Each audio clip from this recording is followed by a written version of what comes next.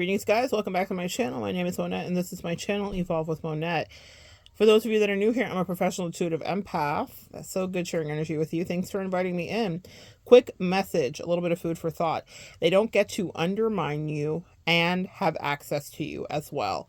So often in our lives, empaths, people will want to take for granted our giftings, our ability, our very calming nature. We can be like lithium for people at times, or any kind of antidepressants. We are fantastic quote-unquote supplies for the narcissist, as you have probably already learned, but we're also great advisors, therapists, friends, confidants, whether it's from your bestie or it's a co-worker that's getting advice, or a mutual if you're working social media. I have a lot of clients that actually do social media. So whatever, a contemporary of yours, if you're an author, a singer, whatever, people that want to undermine you do not get to have access to you. Both things do not get to be true. That means they have to put some respect on your name, and they have to show up for you, and they have to respect and honor you, and they have to do that without issue, or they just don't get to be around you. There's an interesting thing that happens because people love what we provide for them. It's delicious, and it's fortifying, and it's nurturing, and it's calming, and it makes them feel seen. We're usually very good at seeing into the soul of a person and then speaking life over them. But for whatever reason, people like to be in their little kind of crappy ways. I was going to say shitty, but I think that's more appropriate. Really like shitty energy, where they want to treat you badly but still want you to be their uplifter and edifier. How, sway, where? The math doesn't math. If you have a love tank that needs to be filled, and they have a love tank that needs to be filled, and you're always filling their love tank, and then they want to step on you and treat you like shit.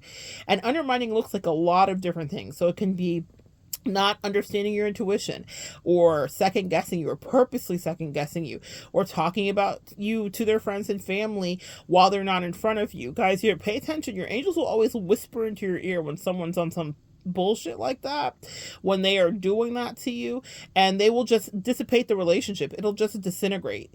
Two energetic people, two energy fields cannot be in alignment if they are disparate, if they are different.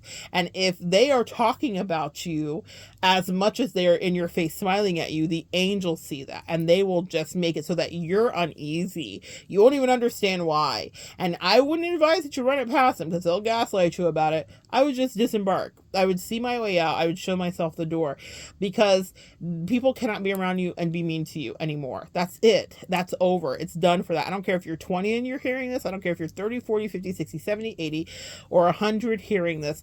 You are not allowed to entertain haters that are playing in your face, throwing rocks, hiding their hands, talking about you, talking shit, and all of that. It undermines your energy, and it's very detrimental to your health. We are the empaths that actually deal with autoimmune issues.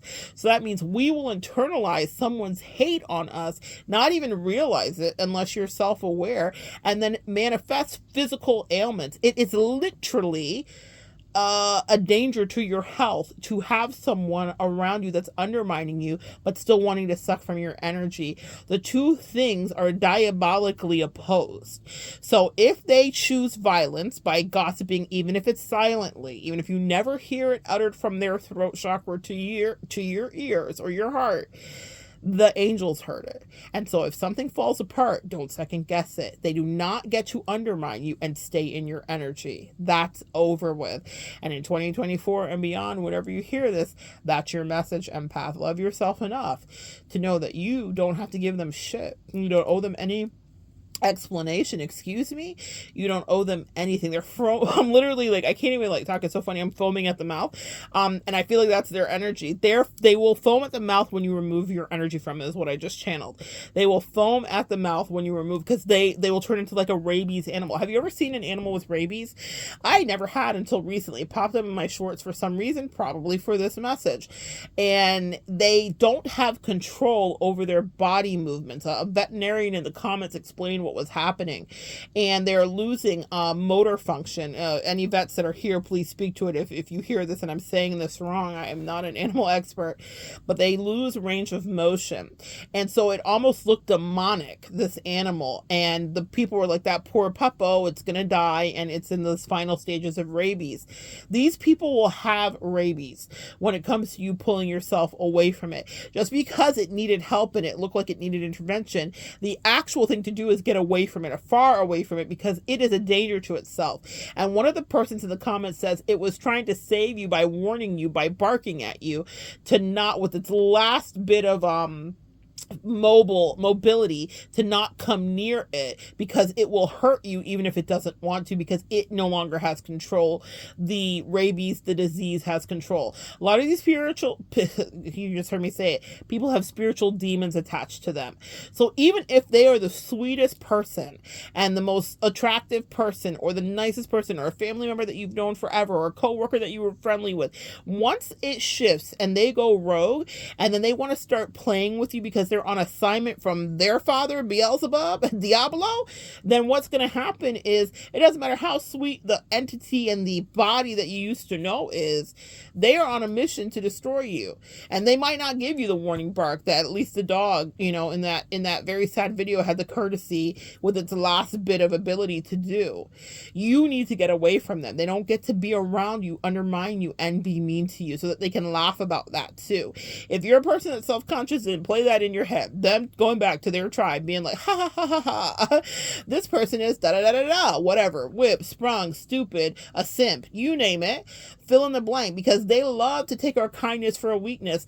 And then the angel said, say less, sis or sir. They will never receive the kind of treatment that you gave them ever again from anybody in that configuration. It doesn't mean people might not be nice to them. It doesn't mean they won't con their way back in. It doesn't mean they won't be manipulative, but it means that they'll do it far the fuck away from you. And it means that they will not be depleting you. They will not be playing in your face, and they will not be trying you. And it also means that you will keep your integrity and your emotional sanity. They may have nice fleeting moments, but it will never be the concoction that you give. And your love is not free. There is a cost, and the cost is fucking respect. That part. So good sharing energy with you. Come back and join me next time, guys. We'll continue to evolve together.